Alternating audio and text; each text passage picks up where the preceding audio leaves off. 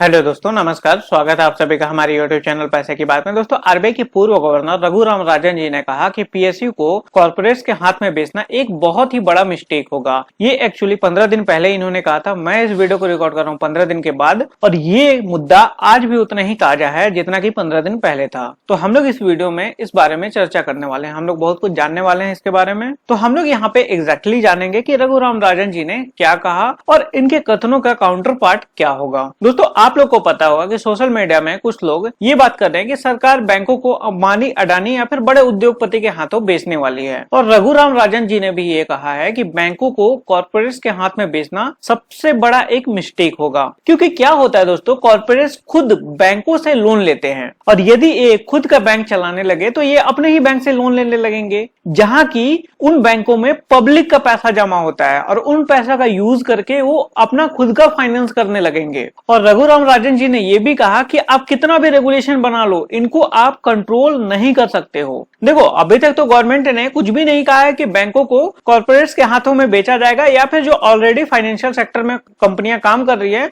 उनको बेचा जाएगा। देखो, बैंकों को कॉर्पोरेट्स के हाथ में बेचने वाली बात रघुराम राजन जी ने इसलिए कहा क्योंकि आरबीआई में कुछ समय पहले एक बैठक हुई थी जहां पे आरबीआई ने हामी भरा था कि कॉर्पोरेट्स को बैंकिंग लाइसेंस देना चाहिए। ऐसा तो आरबीआई ने कहा है, लेकिन अभी तक सरकार ने ऐसा कुछ स्पष्ट नहीं किया है, या फिर ना ही सरकार की तरफ से ऐसा कुछ स्टेटमेंट आया है कि कॉर्पोरेट्स को बैंकिंग लाइसेंस देना चाहिए या फिर नहीं देना चाहिए। पर एक चीज ध्यान देने वाली बात यह है कि रघुराम राजन जी ने प्राइवेटाइजेशन का विरोध नहीं किया है। उन्होंने बस इतना कहा है कि कॉर्पोरेट्स को बैंकिंग लाइसेंस नहीं देना चाहिए। आप फाइनेंशियल सेक्टर में जो कंपनियां काम कर रही हैं उनको आप बैंकिंग लाइसेंस भला ही दे दो। लेकिन रघुराम राजन जी ने सरकार पे ये डाउट रखा है कि क्या सरकार बैंकों का प्राइवेटाइजेशन कर पाएगी या फिर नहीं कर पाएगी। क्योंकि मैंने भी कुछ टाइम पहले वीडियो बनाया था जहां पे मैंने कहा था कि सरकार बैंकों का प्राइवेटाइजेशन नहीं कर पाएगी, देखना उसको बाद में मर्जर ही करना पड़ेगा। देखो, रघुराम राजन जी ने सरकार पे डाउट इसलिए क्रिएट किया क्योंकि आज के डेट में भले ही आईडीबीआई बैंक को एक प्राइवेट बैंक में गिना जा रहा है, लेकिन यदि आप आईडीबीआई बैंक का मेजॉरिटी स्टेक देखोगे तो इसमें है एलआईसी का स्टेक है, और एलआईसी आज के डेट में 100% सरकारी कंपनी है। एलआईसी का अभी तक आईपीओ नहीं आया है, तो मतलब यहाँ पे 100% स्टेक अभी तक सरकार का ही है। तो रघुराम राजन जी भी यही मानते हैं कि अभी भी बैंकों का प्राइवेटाइजेशन करना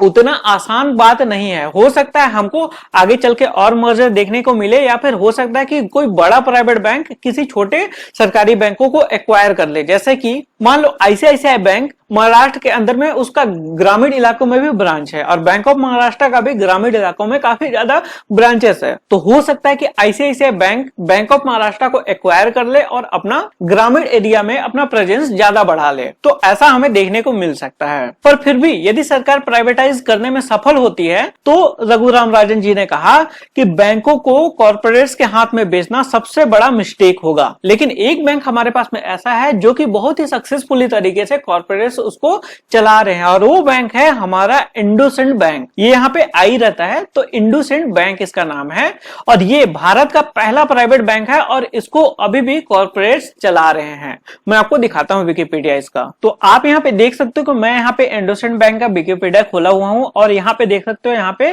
फाउंडर है इनके एसपी हिंदुजा, और ये जो बैंक है ये हिंदुजा ग्रुप द्वारा चलाया जा रहा है। और हिंदुजा ग्रुप क्या काम करता है? इनका काम है ऑटोमोटिव में, फाइनेंशियल सर्विस में, ऑयल एंड गैस में, और भी बहुत सारा ये काम करते हैं। बट ये है कि हिंदुजा ग्रुप जो है वो फाइनेंशियल सर्विस में बहुत सालों से काम करता आ रहा है, तो इसलिए हो सकता है यहाँ पे हिंदुजा ग्रुप को बैंकिंग लाइसेंस मिला होगा। खैर, हिंदुजा ग्रुप तो कॉर्पोरेट्स ही है, लेकिन फिर भी ये अपने बैंक्स को काफी अच्छे तरीके से मैनेज कर रहे हैं, और यदि आप इनका बैलेंस शीट देखोगे तो ये प्रॉफिटेबल भी बैंक है। तो यदि हम बात करें रघुराम राजन जी के कथनों के काउंटर पार्ट्स की कि क्या कॉर्पोरेट्स को बैंकिंग लाइसेंस देना चाहिए तो नहीं देना चाहिए, तो यहाँ पे लोगों का मानना है कि सख्त कानून बना के इनको अच्छे से रेगुलेट किया जा सकता है। वैसे भी भारत के अंदर में विदेशी बैंक चल ही रहे हैं, तो अपने कॉर्पोरेट्स के ऊपर भी यहाँ पे हम भरोसा कर ही सकते हैं। और वैसे भी मान लो किसी कॉर्पोरेट्स को फ्रॉड ही करना होगा तो नीरव मोदी जैसा बैंक के कर्मचारी से मिलकर वो फ्रॉड कर ही सकता है, जैसे कि नीरव मोदी ने पीएनबी के कर्मचारियों के साथ में मिलकर फ्रॉड किया था। उसी प्रकार से नेताओं के साथ में मिलकर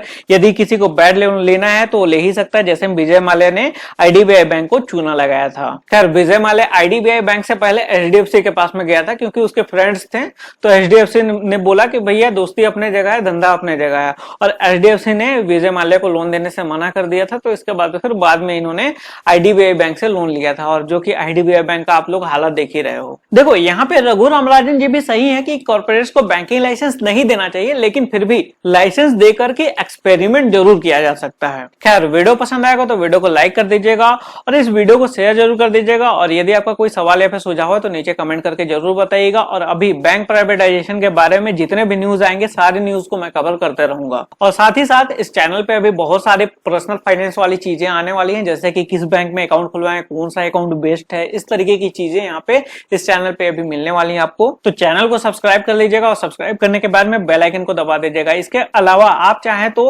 वीडियो नोटिफिकेशन के लिए टेलीग्राम चैनल भी सब्सक्राइब कर सकते हैं, नीचे आपको लिंक डिस्क्रिप्शन में मिल जाएगा। कभी कभी लिंक काम नहीं करता है तो पैसे की बात 09 मेरा हैंडल है, मतलब टेलीग्राम का हैंडल है, तो जाकर के टेलीग्राम चैनल भी सब्सक्राइब कर लीजिएगा।